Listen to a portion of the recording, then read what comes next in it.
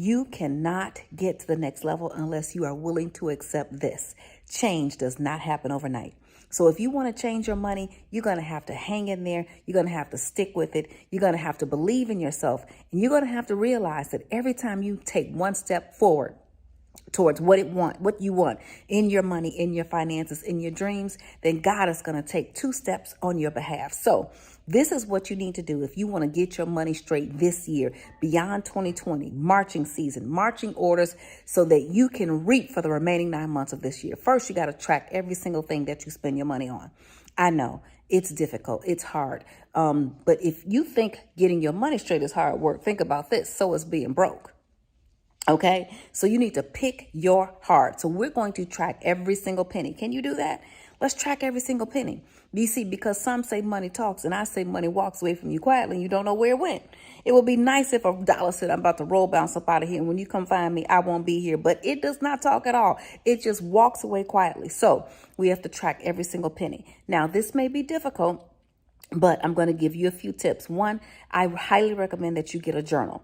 Don't spend any money on one. If you already have one, it's great. If you're a member of New Wealth University, if you're not, go to asklynn.org and join now. But if you are a member of New Wealth University, then you received a budgeting journal. And that budgeting journal helps you to journal your money, your thoughts, your bills, your tax write-offs, and everything else that you need. If you don't have a budgeting journal, if you don't have your own journal, then get a spiral notebook. It doesn't matter. Just write. Thoughts disentangle themselves when they pass through your fingertips. So if you start to write every single place that your money goes, and then you add it up and you look at that list at the end of the month and you don't like what you see, guess what? You are going to make changes. But I want you to understand this. Once again, change happens over time. It will not happen overnight. You have already heard me say it takes a lot of undoing to undo the doing we have done.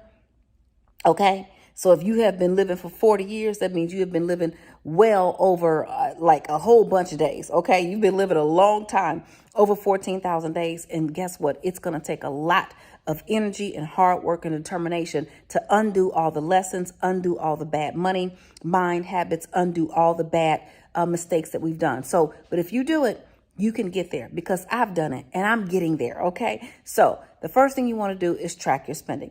The next thing you want to do is make sure you're living by a budget. I highly recommend the 10-10-30-50. The first 10% of every dollar you get, you tithe. The next 10% you save. 30% is cash in your pocket for your incidentals. If you cannot keep cash in your pocket and during a quarantine COVID v social distancing time, then you want to keep that cash on a separate debit card.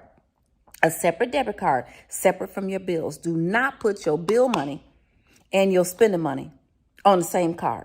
Okay, that is a recipe for disaster. You want to keep your spending money separate. Now, what is the 30% for?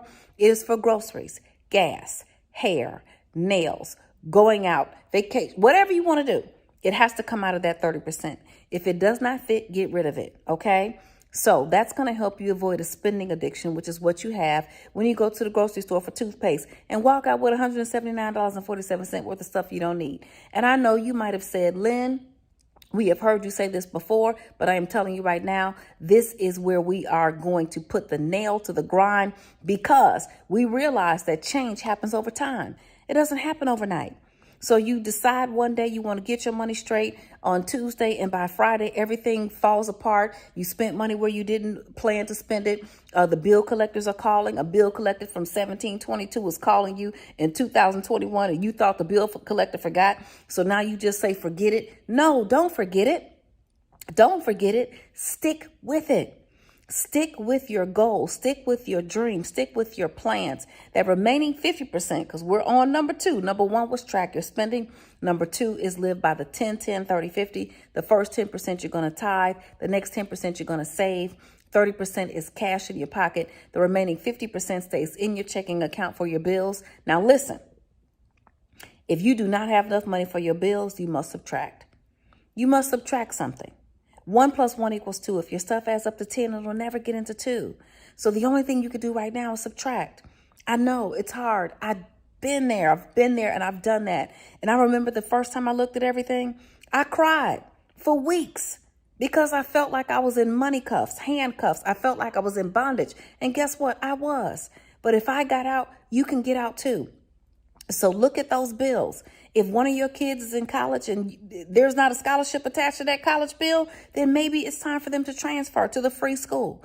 In my household, school is free. If you get A's, you go to school for free. If you get C's, you're going to the free school. Okay? Is your house too expensive? Is your mortgage upside down? You can no longer afford the car. Whatever it is, you're going to have to subtract. Now, if you have more than enough money, that's not a license to go buy everything you want. If you get a raise and raise your expenses, you do not have more freedom. You have more debt. You have more bondage. Now, you might look good in front of your friends, but let me tell you something. Rich people stay rich because they act poor, and poor people stay poor because they act rich. So we are not trying to impress people because we got a raise and then you're going to be in bondage. No. All right. If you have more than enough money left in your checking account for your bills, then first you're going to eliminate your debt, because debt is the middleman between you and your wealth. Debt is earning the interest that you could earn. You could be earning that interest. Your money will work harder for you than you can ever work for it. Okay. So you've got to get it to working for you. Now, if you want to split up some of the money, you want to establish a sinking fund for a vacation. Now, I don't take vacations. I only take business trips, but I know how to live my life like a business. So you're going to have to watch that on another episode, another video. But whatever it is that you want to do, you want to plan for it. So the first thing I said is you've got to track your spending. The next thing I said is you have to live by a budget. I recommend the 10, 10, 30, 50. If you make a whole lot of money, you might be living by the 10, 10, 10, 70. Because if you make $200,000-$300,000 a year, you don't need 30% for incidentals, okay? Because the whole idea is you have to spend less money. If you ever want to get to the next level financially, you're going to have to spend less money. There is no way around it. The next thing I want you to do, remember, change does not happen overnight. It doesn't. Change doesn't happen overnight. Change happens over time. And if you are patient with yourself, if you forgive yourself, even if you don't believe in yourself sometimes, I know sometimes I didn't believe in myself, but I said, you know what? This makes sense. So I have to keep going. I know where I've been. That did not work. So I'm not going back there. I'm not doing that again. I'm going to move forward. If I have to suffer, if I have to cry, if I have to pray, if I have to cry again, then that's what I'm going to do. And that's what I want you to do. The last thing I want you to do along this path every single day. You see, there are things that I wrote in my journal in 2006, and I was really, really nowhere near accomplishing the things that I wanted to accomplish in my life. As a matter of fact, I was 35 years old in 2000 at that time, and I felt like I had failed everything. And I was like, oh my God, how am I ever going to catch up? How am I ever going to do this? How am I ever going to get this right? But guess what? I started to write the things that I want. I started to write my vision, write my goals, write my dreams. And I would write, and the things that I was writing didn't make any sense. The things that I was writing seemed like it was somebody else's life. The things that I was writing seemed like a dream that could not come true. But do you know? And one day when we get together, because I'm planning a big event for all of my members, when we get together, I'm going to show you my writings, the things that I wrote 15 years ago, 20 years ago, I have come to pass today, bigger than I could ever expect.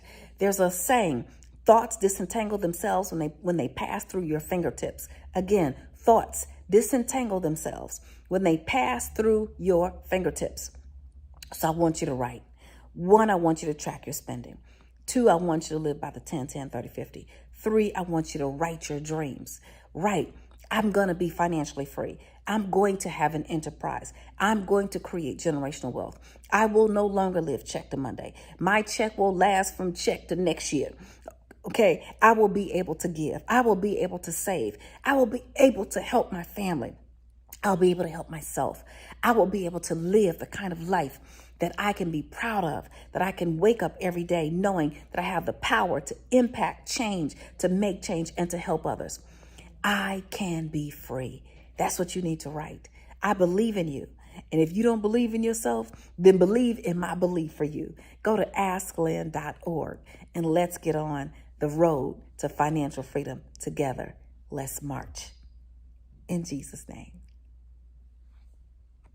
Debtor's Court with Lynn Richardson. I am Lynn Richardson, otherwise known as Dr. Lynn, or the Medea of Money, or a minister, preacher, gangster teacher. That's what the people who know me call me. Meet a new judge that breaks the mold. A part of his job is to protect you and to support you, but he can't do it if you're spending money that you don't have. I'm an ordained minister, I'm a licensed financial expert, and I'm an arbiter. That makes me the perfect person to help people with their money problems. So what kind of work do you do?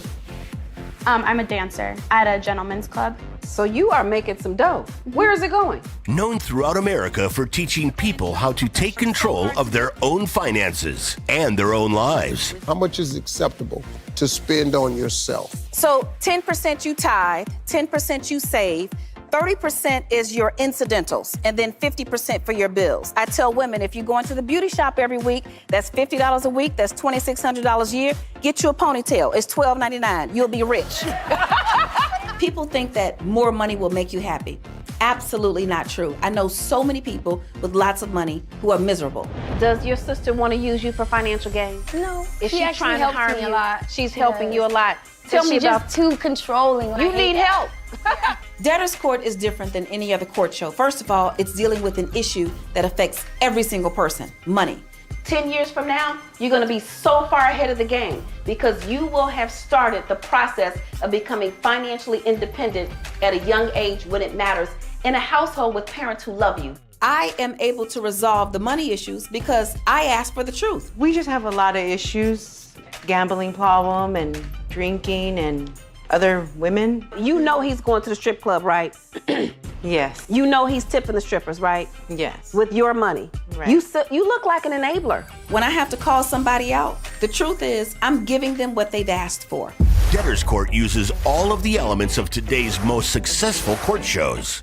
Show me a trick. What can he do? He doesn't do tricks, he's an actor.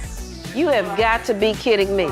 In other courtrooms, you get a resolution, but not necessarily a solution. So here in Debtor's Court, people are learning how to live responsible lives through the solutions that they are agreeing to in arbitration. So you're late on the car note. You can actually call your auto company and you can say, listen, I'm having a tough time paying my bill. They will give you a 2, 3, or 4 month forbearance. Real cases. Spiritually, mentally, emotionally, and physically, you need help. Binding arbitration. I got so many orders up here for you. Honey, let me tell you, they're gonna need a box to carry you and these orders out of here. Strong litigants. She's always thinking about guys, always want to be with guys.